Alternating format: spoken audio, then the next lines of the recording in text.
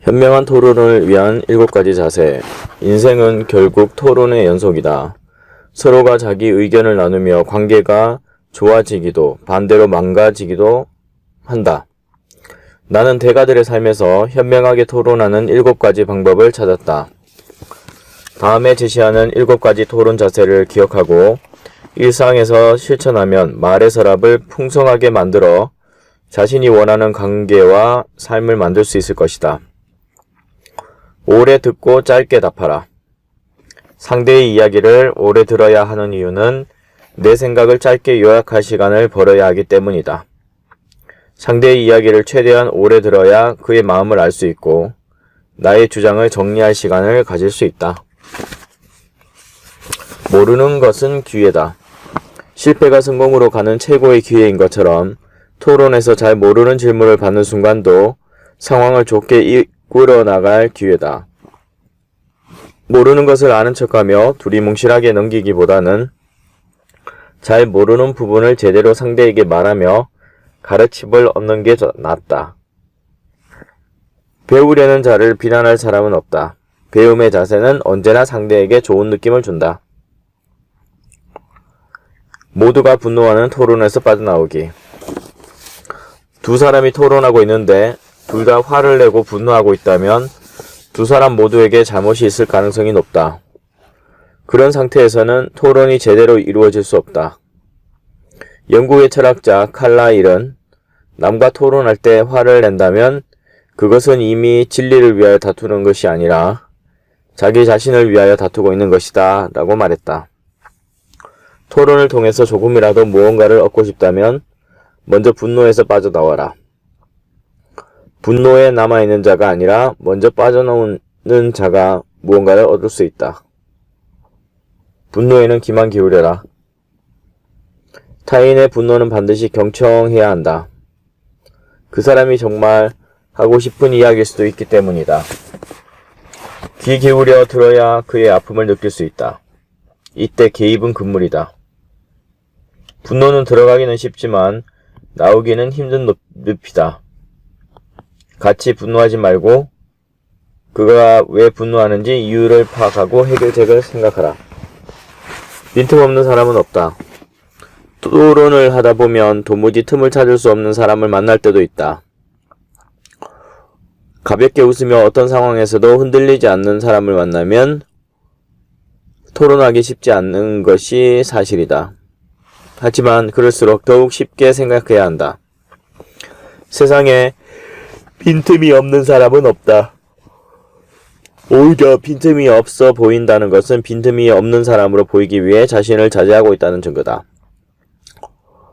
그 사실을 인지하는 것과 인지하지 못하는 것은 자신감 면에서 큰 차이가 난다. 상대도 떨고 있다는 사실을 기억하자. 빈틈이 오히려 최고의 전략일 수도 있다.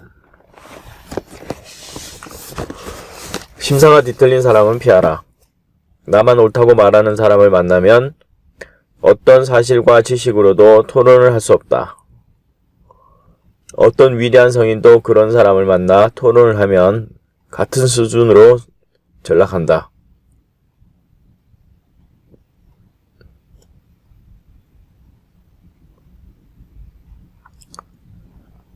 이를 두고 괴테는 무지한 인간을 상대로 다투어 무지에 빠지지 않는 현자는 없다고 말했다. 내가 모든 사람을 설득할 수 있다는 생각을 버리는 게 우선이다. 세상에는 말이 통하지 않는 사람도 있다. 대화가 통하지 않는 사람에게 대화를 거는 것처럼 바보 같은 일은 없다. 그런 사람은 피하라. 피하는 것도 때로는 현명한 전략이다. 변화를 강요하지 말자. 토론은 이기려고 하는 게 아니라는 사실을 반드시 명심해야 한다. 토론은 전쟁이 아니다. 상대의 주장에서 그가 생각하는 진실의 고리를 파악하고 그것을 통해 내가 펼칠 수 있는 생각의 범위를 확장하는 게 토론의 목적이다.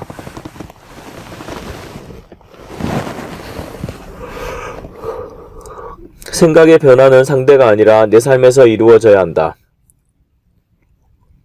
토론을 할 때에는 각자 자신에게 집중하는 게 최선이다.